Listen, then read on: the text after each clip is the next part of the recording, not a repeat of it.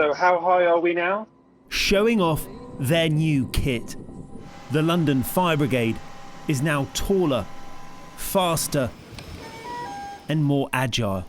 So this is a camera on a mast, so it gives us a 360 view of an incident. Embracing a series of technological advances after the Grenfell Inquiry told it had to modernise. One of the tragedies about Grenfell is that it took the deaths of 72 people for the fire brigade to modernise when it could have modernised by itself. Yeah, that's inexcusable.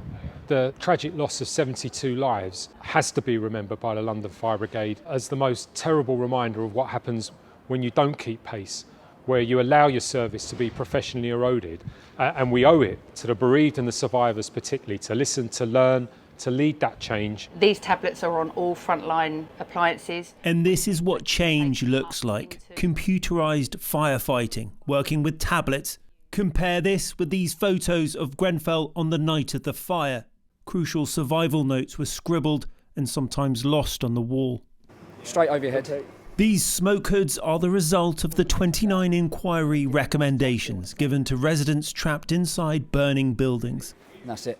And then there's this taller ladder that goes up 64 metres, twice as high as before, and can be used to rescue people. So what we have now is a lift which runs across the length of the ladder from ground floor to whatever floor you're situated at, and that can be done in a matter of seconds, taking 3 people at a time to ground floor level. On these radios, we've got Crews now have better radios, and this added just this month, lighter breathing kits. So it helps firefighters with heat exhaustion, and firefighters can share air if a firefighter gets distressed and they don't have to hold their breath. But while the equipment has improved, many buildings remain unsafe.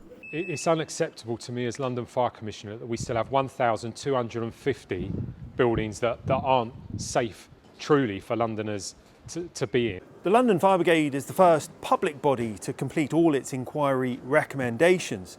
As for the government, they're still lagging behind. More than a quarter of theirs are still incomplete. The fact that the government haven't fully implemented all of those recommendations is scandalous. Edward Daffarn escaped from the 16th floor of the tower.